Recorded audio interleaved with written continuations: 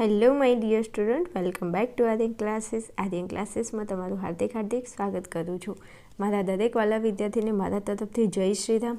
મારા વાલા વિદ્યાર્થીઓ, તમે બધા સંસ્કૃતના પેપરનું ટેન્શન લઈને બેઠા છો. ચિંતા કરવાની કંઈ જરૂર નથી.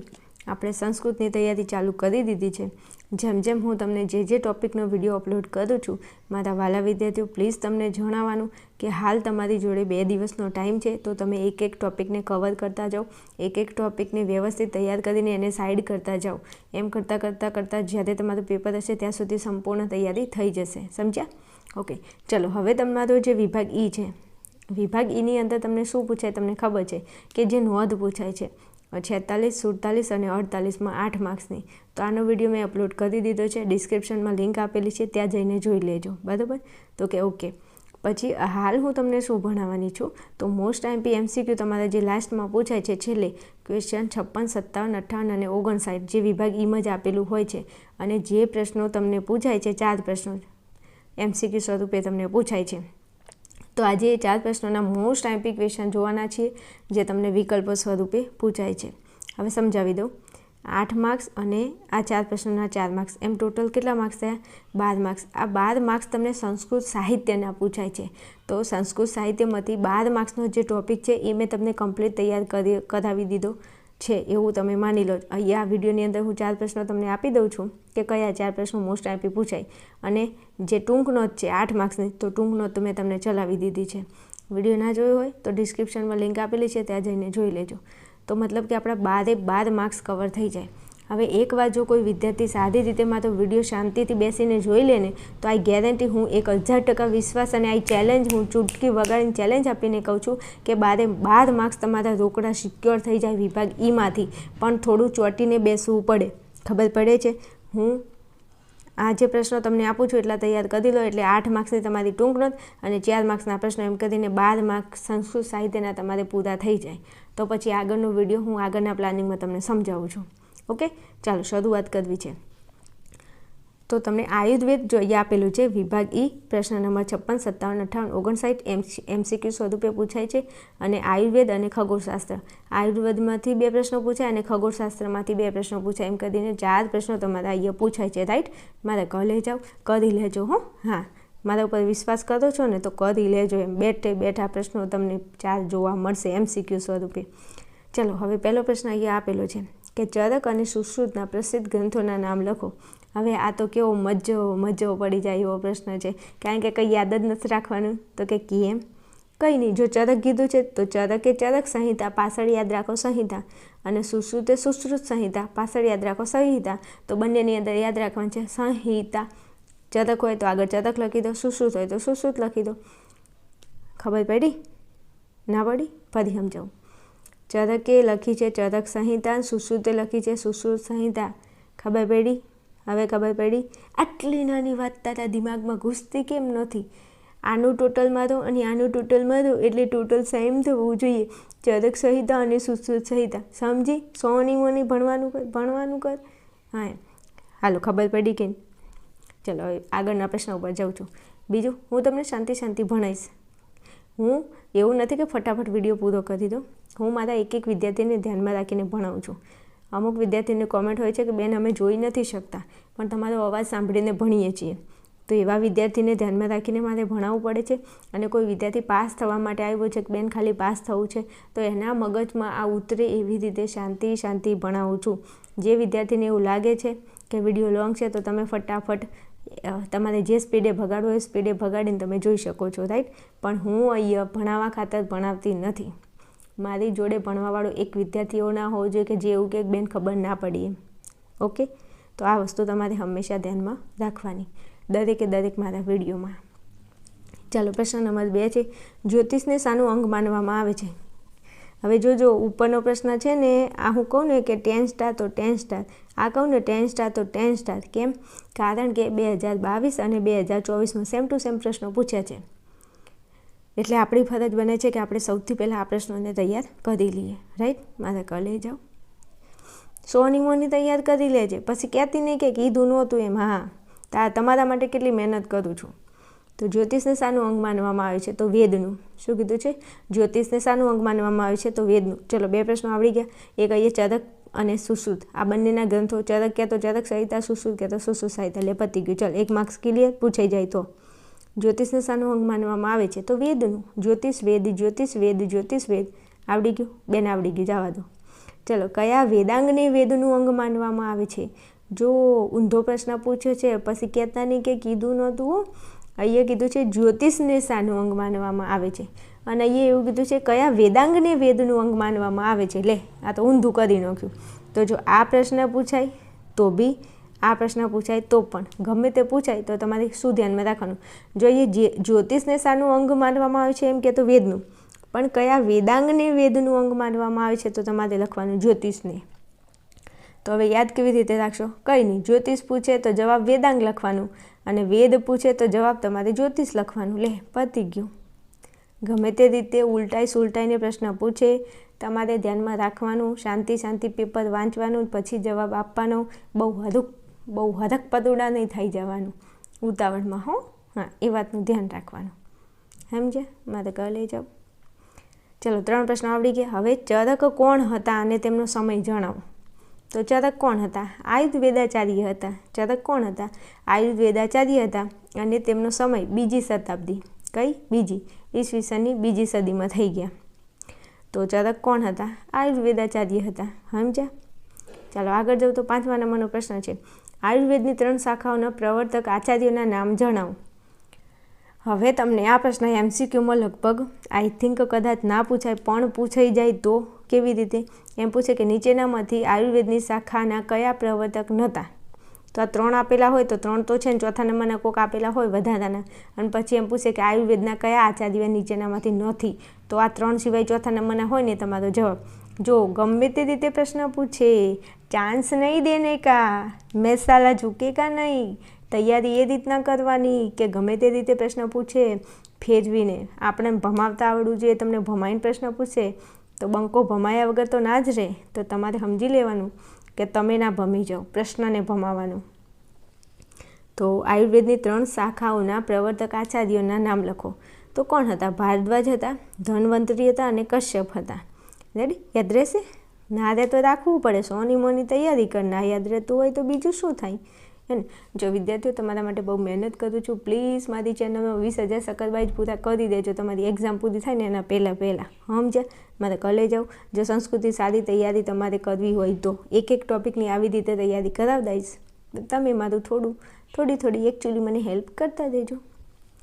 ચલો, ખગોળશાસ્ત્રના આચાર્ય કોણ હતા? 1000% ને 1000% ને 1000% મોસ્ટ MP પ્રશ્ન પૂછાય.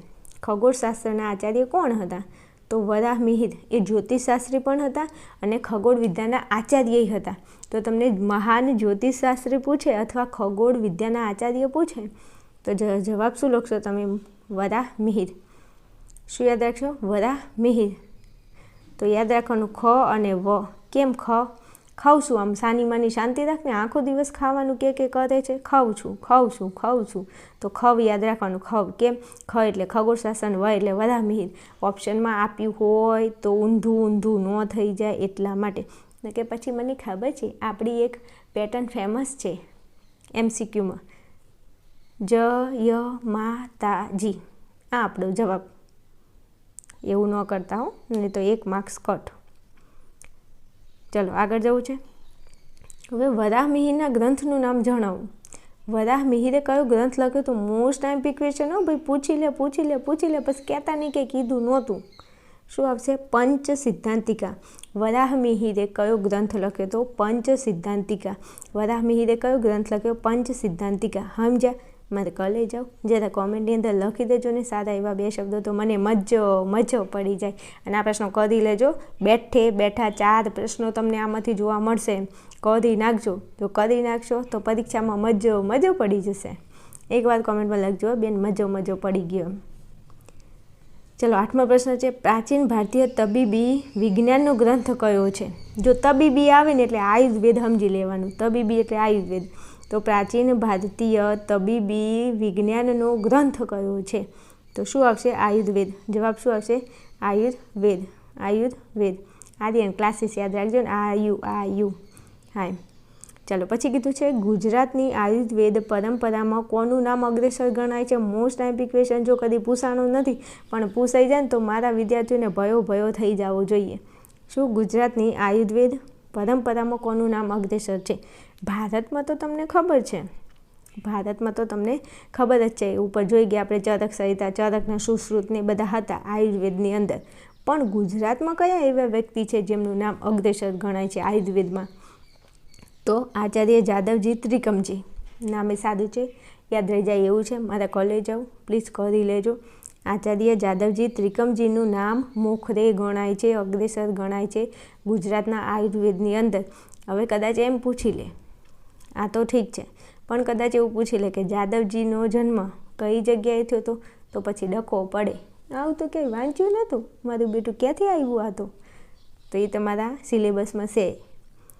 1939 અને પોરબંદર જિલ્લામાં એમનો જન્મ થયો હતો. પોરબંદરવાળા કોઈ વિડીયો જોતા હોય તો મને કોમેન્ટની અંદર જણાવજો કે બેન હું પોરબંદરથી વિડીયો જોઉં છું, તો મને મજ્જો પડી જાય. તો જાદવજી ત્રિકમજી જે છે એમનો જન્મ ક્યાં થયો હતો? તો કે પોરબંદરમાં થયો હતો 1939માં. રાઈટ. તો આ ઉપરના પ્રશ્નો છે ને 4-5 એ તો ખાસ બધા કરવાના જ છે, પણ આના ઉપર ખાસ ધ્યાન આપવાનું છે. હાલો ત્યાંથી આગળ જવું છે. હવે જો મેં પેપરનું એનાલિસિસ કર્યું તો મને એવું લાગ્યું કે તમારી ગાઈડની અંદર જે હેતુલક્ષી આપે છે ને એના સિવાય અંદરથી કેટલાક પ્રશ્નો, એકાદો પ્રશ્ન પૂછી લીધો હતો એક પેપરની અંદર. તો મેં અંદરના જે લખાણ છે એમાંથી અમુક પ્રશ્નો શોધીને લાવ્યા છે કે જો આવા પ્રશ્નો પૂછાઈ જાય ને તો મારા વિદ્યાર્થીનો એક માર્ક્સ કટ ન થવો જોઈએ. તો વરાહમિહિરના પુત્રનું નામ અને તેનો ગ્રંથ. વરાહમિહિરના એક પુત્ર હતા અને એમના પુત્રએ ગ્રંથ લખ્યો હતો. તમે આ બધું વાંચ્યું હોય તમને ખબર હશે, ના વાંચ્યું હોય વાંધો નહીં. તો વરાહમિહિરના પુત્રનું નામ શું હતું? તો પૃથુયશસ હતું. વરાહમિહિરના પુત્રનું નામ શું હતું? પૃથુયશસ હતું. અને આ પૃથુયશસે કયો ગ્રંથ લખ્યો હતો? તો એમને લખ્યું હતું ષટ પંચાસિકા. જો વરાહમિહિરે શું લખ્યું હતું? પંચ સિદ્ધાંતિકા. રાઈટ. વરાહમિહિરે લખ્યું હતું પંચ સિદ્ધાંતિકા. પણ વરાહમિહિરના જે પુત્ર હતા પૃથુયશસ, એમને કયો ગ્રંથ લખ્યો હતો? તો એમને લખ્યું હતું ષટ પંચાસિકા. તો આ બંનેમાંથી જે પ્રશ્ન પૂછાય પ્લીઝ ધ્યાનમાં લેજો. વરાહમિહિરના પુત્રનું નામ ક્યાં? તો પૃથુયશસ. વપુ વ એટલે વરાહમિહિર, પુ એટલે પૃથુયશસ. બરાબર. એમને લખ્યું હતું ષટ પંચાસિકા. આ ગ્રંથ એમને લખ્યો હતો. ચાલો પછી કયા ગ્રંથમાં આતુરાલયની નોંધ છે? અને આતુરાલય એટલે રૂગ્ણાલય. શું થાય? રૂગ્ણાલય. તો ચરક સંહિતા નામનો જે ગ્રંથ છે જે ચરકે લખ્યો હતો, તો આ ચરકે લખેલું ચરક સંહિતા જે છે એમાં આતુરાલયની નોંધ છે. અને આ પ્રશ્ન તમારી સ્વાધ્યાયના હેતુલક્ષીમાં નથી. આ પ્રશ્ન વરાહમિહિરનું જે લખાણ છે એમના વિશે જે નોંધ આપેલી છે એમાંથી આ પ્રશ્ન લીધેલો છે, થિયરીમાંથી શોધીને લીધો છે. એવું નથી, હેતુલક્ષીમાં આપ્યું નથી. એટલા માટે મેં અમુક પ્રશ્નો અંદરથી લીધા છે કે મારા જોડે ભણવાવાળું વિદ્યાર્થીનો એક માર્ક્સ કટ ન થવો જોઈએ. સમજ્યા? મારે કોલેજ આવું એટલે યાદ રહેશે કયા ગ્રંથમાં આતુરાલયની નોંધ છે. તો શેમાં આવશે? ચરક સંહિતામાં. ચાલો ત્યાંથી આગળ જાઉં છું. તો 12મા નંબરનો ક્વેશ્ચન છે વરાહમિહિર કોના ઉપાસક હતા? તો સૂર્યના. મોસ્ટ ટાઈમ આ પ્રશ્ન જે છે ને એ પણ તમારા હેતુલક્ષીમાં ગાઈડમાં નથી, પણ આ પ્રશ્ન અંદરથી લીધો છે. અંદરથી એટલે એમના લખાણમાંથી, વરાહમિહિરના લખાણમાંથી. અને હું તમને કહું છું કે વરાહમિહિરના અહીંયા મેં લગભગ 6 થી 7 પ્રશ્નો લીધા છે. જો વરાહમિહિર વિશે પ્રશ્ન કાઢવો હોય તો આ 7 પ્રશ્નો નીકળે. આ 7માંથી બીજો બારો એકે પ્રશ્ન ના નીકળે તો 7 કરી નાખો. 7માંથી એક પ્રશ્ન તો પૂછાશે, 100% પૂછાશે. બીજો આમાંથી ફેરવીને બીજો કોઈ પ્રશ્ન ના લઈ શકીએ એમ. રાઈટ. તો એ પ્રશ્ન આપેલા છે. જો વરાહમિહિરનું પુત્રનું નામ, વરાહમિહિરના ગ્રંથનું નામ, પછી અહીંયા આતુરાલય એ પ્રશ્ન છે. વરાહમિહિર કોના ઉપાસક હતા? આ ખાસ મોસ્ટ ટાઈમ બીજો આ વરાહમિહિરવાળું આ પૂછાઈ ગયું છે. વરાહમિહિર કોના ઉપાસક હતા? અને આ પ્રશ્ન અંદરથી લીધો છે. તો સૂર્યના ઉપાસક હતા. અને સૂર્યનું એમને તપસ્યા કરી અને સૂર્ય પાસેથી એમને જ્ઞાન પ્રાપ્ત કર્યું હતું. કદાચ હવે એવો પ્રશ્ન પૂછી લે કે વરાહમિહિર કોના ઉપાસક હતા અને એમને કોની જોડેથી જ્ઞાન પ્રાપ્ત કર્યું હતું? તો સૂર્ય જોડેથી. એ કોના ઉપાસક હતા? સૂર્યના. કદાચ એવો પ્રશ્ન પૂછે કે તેમને કોની જોડેથી જ્ઞાન પ્રાપ્ત કર્યું હતું? તો કોની જોડેથી? સૂર્ય જોડેથી. તો 2 પ્રશ્નો ક્લિયર. આ પ્રશ્ન તો પૂછાઈ ગયો, તે કોના ઉપાસક હતા? આ પ્રશ્ન પૂછાઈ ગયો છે અને અંદરથી પૂછ્યો છે. યાદ રહેશે? ઓકે, ચલો પછી કે વરાહમિહિર ક્યાંના નિવાસી હતા? વરાહમિહિર ક્યાંના નિવાસી હતા? તો અવંતીના. ક્યાંના? અવંતીના. પછી વરાહમિહિરના પિતાનું નામ પૂછે અથવા એમના ગુરુનું નામ પૂછે તો યાદ રાખજો આદિત્ય દાસ. શું આવશે? આદિત્ય દાસ. એમના ગુરુનું પૂછે, એમના પિતાનું પૂછે. ચલો પછી તમને એવો પ્રશ્ન કહે કે વરાહમિહિરનો સમય તો ઈસવીસનની 6ઠી સદી. સમયના 6ઠી, સમય 6ઠી, સમય 6ઠી એમ યાદ રાખજો. વરાહમિહિર 6ઠી, વરાહ 6ઠી. ઓકે, ચલો પછી કીધું છે આચાર્ય વાઘભટ્ટના ગ્રંથનું નામ. તો આચાર્ય વાઘભટ્ટે કયો ગ્રંથ લખ્યો હતો? તો એમને અષ્ટાંગ હૃદય લખ્યો હતો. શું લખ્યો હતો? અષ્ટાંગ હૃદય. તો યાદ રાખી લો ને, વાઘભટ્ટનું હૃદય. શું? વાઘભટ્ટનું હૃદય, અષ્ટાંગ હૃદય. ચલો પછી આગળ જઈએ તો આચાર્ય માધવનો સમય જણાવો. માધવને દીઠું છે કે મધુવનમાં સોની મોની તારું કોમ કર. તો 7મી સદી. માધવનો સમય કઈ સદી? 7મી. માં 7મી. ચલો પછી આયુર્વેદના અંગો કેટલા છે? તો 8. કદાચ આવું પૂછી લે MCQમાં. આયુર્વેદના અંગો કેટલા છે? તો 8 અંગો છે, રાઈટ? ઓકે. અથર્વવેદનો ઉપવેદ કોને માનવામાં આવે છે? જો આ પ્રશ્ન કદી પૂછાયો નથી પણ મને એવું લાગ્યું તો મેં લઈ લીધો છે. આયુર્વેદનો ઉપવેદ કોને માનવામાં આવે છે? તો અથર્વવેદનો ઉપવેદ. તો અથર્વવેદનો ઉપવેદ કોને માનવામાં આવે છે? આયુર્વેદને. કોને માનવામાં છે? આયુર્વેદને માનવામાં આવે છે.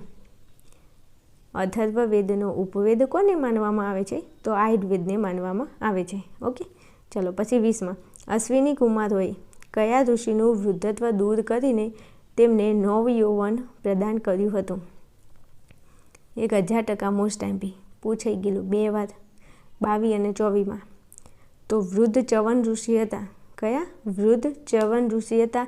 આ ઋષિ વૃદ્ધ હતા અને આ અશ્વિની જે કુમારો હતા એમનું આ જે ચ્યવન ઋષિ હતા એ વૃદ્ધ એટલે ઘરડા થઈ ગયા હતા. તો અશ્વિની કુમારોએ શું કર્યું હતું? એ જે ચ્યવન ઋષિ હતા ને એમને નવું યૌવન એટલે જુવાની આપી હતી. વૃદ્ધમાંથી ઘરડા હતા ને એમાંથી એમને યુવાન બનાવી દીધા હતા. યુવાન એટલે તમારા જેવા. આજકાલના છોકરાઓ જે હાલ ભણી રહ્યા છે આપણે બધા યુવાનમાં આવીએ, આપણે બધા ઘરડા ના કહેવાય એકચ્યુઅલી. તો આ જે હતા ને અશ્વિની કુમારો એમને કયા ઋષિને વૃદ્ધત્વ દૂર કરીને એમને નવ યૌવન પ્રદાન કર્યું હતું? તો જવાબ આવશે ચ્યવન ઋષિને. આ પ્રશ્ન પૂછાઈ ગયેલો છે. પ્લીઝ મારે કોલેજ આવું કરી લેજો. સમજ્યા? ઓકે, ચલો તો આ 20 પ્રશ્નો હતા. 20માંથી તમને કોઈ પણ 4 પ્રશ્નો બેઠા જોવા મળી શકે છે. 4 MCQ છેલ્લા લાસ્ટમાં વિભાગીમાં. પછી કહેતા ને કંઈ કીધું નહોતું. સમજ્યા? ચલો મળીશું નેક્સ્ટ વિડીયોમાં. ત્યાં સુધી જોતા રહેશો આર્યન ક્લાસીસ અને થોડો સપોર્ટ બીજો કરતા રહેજો.